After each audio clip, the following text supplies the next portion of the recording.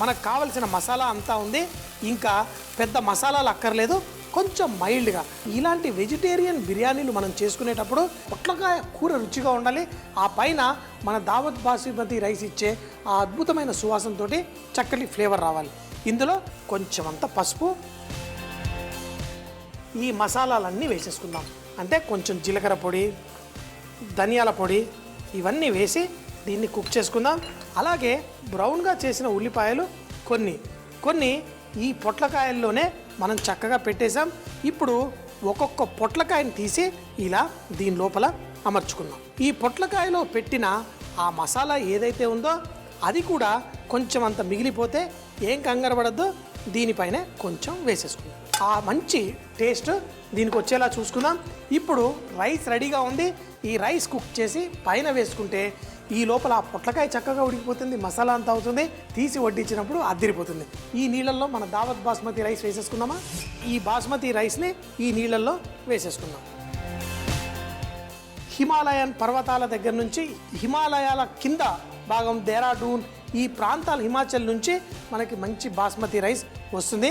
ఇప్పుడు ఈ బాస్మతి రైస్ ఎప్పుడైతే 90% ఉడికిపోతుందో అది తీసి దీనిపైన వేసేసుకుందాం.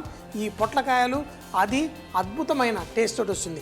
అయితే మనకు సువాసన రావడం కోసం పుదీనాకు బాగా ఉపయోగపడుతుంది. అలాగే మన న్యాచురల్గా బాస్మతి రైస్లో ఉన్న సువాసన చక్కగా దీనికి వచ్చి అది రైస్ 90% వరకు చక్కగా ఉడికిపోయింది. ఇప్పుడు తీసుకొచ్చి ఈ పొట్లకాయ లోపల మసాలా అంతా రెడీగా ఉంది.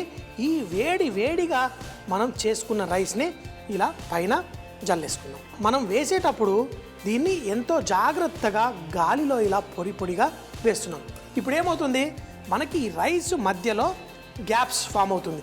ఎందుకంటే ఈ రైస్ పొడుగ్గా ఇలా అయినప్పుడు మనం చూడండి ఇలా గుంపులాగా వేసేయట్లేదు.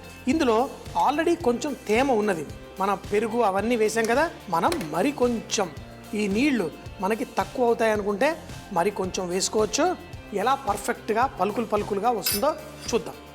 దీనిపై బ్రౌన్గా చేసుకున్న ఉల్లిపాయలు, అలాగే కుంకుమ పువ్వు, నీళ్లు. ఇప్పుడు మనం దీనిపై కొంచెం అంత నెయ్యి, అందులో వెజిటేరియన్ బిర్యానీ చేసుకుంటున్నాగా మరింత రుచిని అందచేస్తుంది. ఇది చేసి ఇప్పుడు మనం మూత పెట్టి 4-5 నిమిషాల పాటు ఫుల్గా కుక్ చేసి తక్కువ మంటలో ఒక 3-4 నిమిషాలు పెట్టి స్టవ్ కట్టేసుకుంటే మన రైస్ పర్ఫెక్ట్గా అయిపోతుంది. ఇప్పుడు స్టవ్ మంట పెరగగానే మీరు దీనిపైన ఆవిరి ఎలా వచ్చి చక్కగా ఆ నీరు అందులోనే పడుతూ ఉంది. మరీ ఎక్కువగా పిండి పట్టి చేయాల్సిన అవసరం ఉండదు మన ఈ దమ్ బిర్యానీ.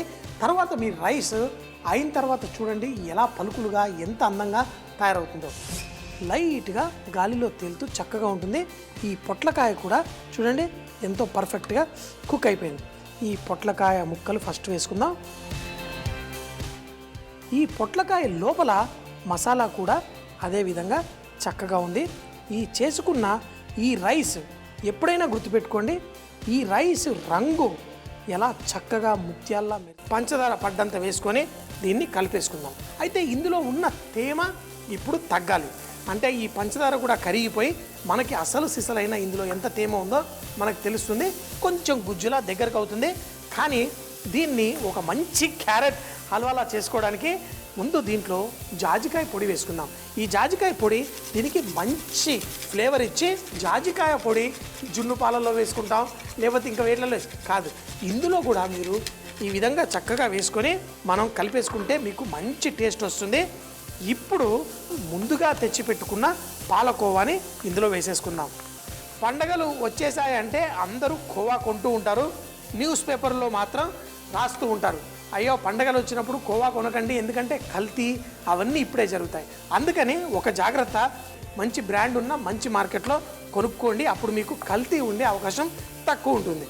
ఇందులో చివరిగా యాలకుల పొడి వేసేసుకుందాం. ఇప్పుడు ఆ మిఠాయి చేయాలా, ఇదే అద్భుతమైన మిఠాయిలా రెడీ అయిపోయింది. దీన్నే తినేస్తే పోలా. అవును, ఇది తినేద్దామనే కొంచెం ఎక్కువగా చేసుకున్నాను, కొంచెం తిందాం, కొంచెం అందులో కూడా వేసుకుందాం. సో ఇప్పుడు దీన్ని రుచి చూసేద్దాం. ఆహా,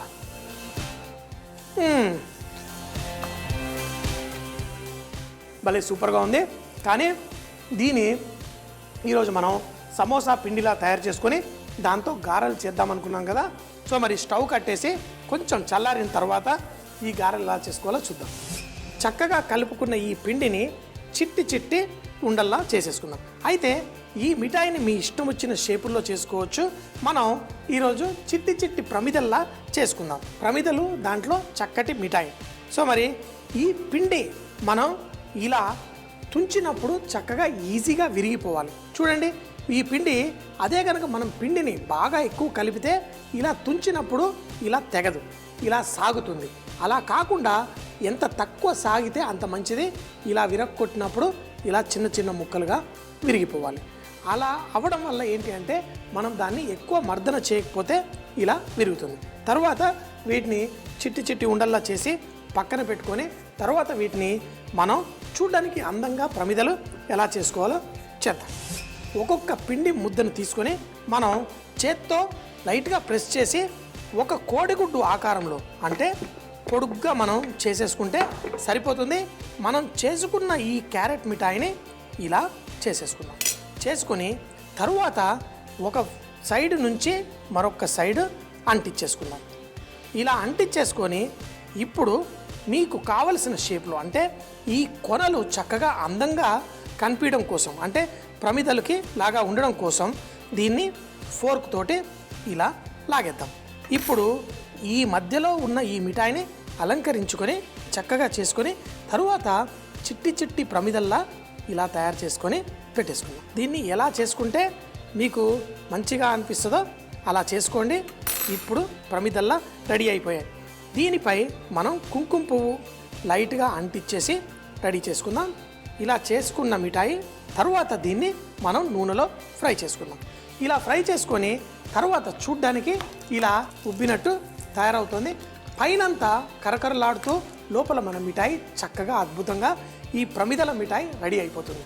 దీపావళికి మరి చూశారు కదా, చాలా సింపుల్గా చేసేసుకోవచ్చు. పిండి తీసుకొని దీన్ని కొంచెం కోడిగుడ్డు ఆకారంలో మనం దీన్ని పొడుగ్గా అంటే ఒకవైపు సన్నగా మరోవైపు ఇలా పొడుగ్గా చేసేసుకొని దీంట్లో చేసుకున్న ఈ క్యారెట్ మిఠాయిని ఇలా పెట్టేసుకుందాం. చూడండి, మీకు కావాల్సినంత మిఠాయి అంతా చేసుకొని ఇప్పుడు ఈ పిండిని ఒకవైపు నుంచి మరోవైపు ఇలా చక్కగా అంటించేద్దాం.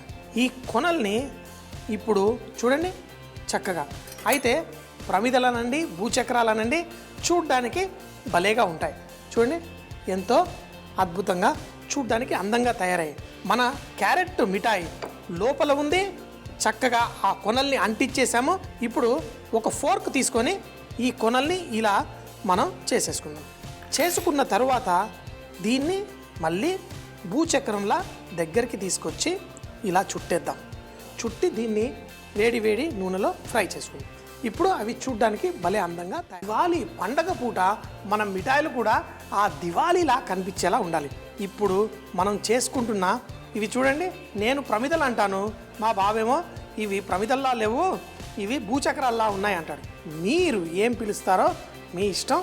చక్కగా చూపించిన విధంగా చేసుకోండి.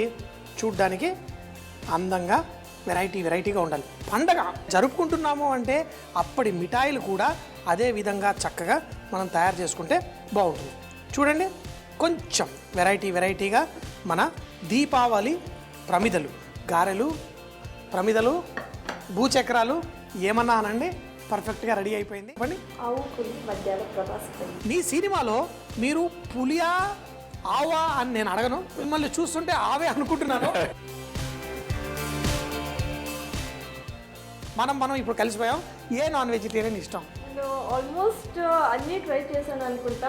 ఏంటి? ఆల్మోస్ట్ క్రాబ్, చికెన్, పీతలు, నెల్లూరు చేపల పులుసు, నాటు కోడి, ఇంకా మీరు చెప్తుంటే పీతలు చేపల పులుసు అంటే ముందు ఊరెళ్ళిపోవాలనిపిస్తుంది. నిజంగానే ఏదో లేదు సార్, నిజంగానే ఒరిజినల్ విలన్స్ ఉన్నారు ఇందులో. బిర్యానీ రైస్ ఒక్కొక్కటి ఇండివిజువల్గా చక్కగా రావడం కోసం ఇలా వేస్తాం. ఈ రైస్కి మధ్యలో కొంచెం గాలి ఉండిపోయి రైస్ చక్కగా పలుకుల్లా వచ్చేస్తుంది. ఆవు పులి మా ప్రభాస్ గారు పెళ్లి చేసిన బిర్యానీ అదిరిపోయింది సార్, సూపర్ హిట్ ఇది. సో మూవీ కూడా సూపర్.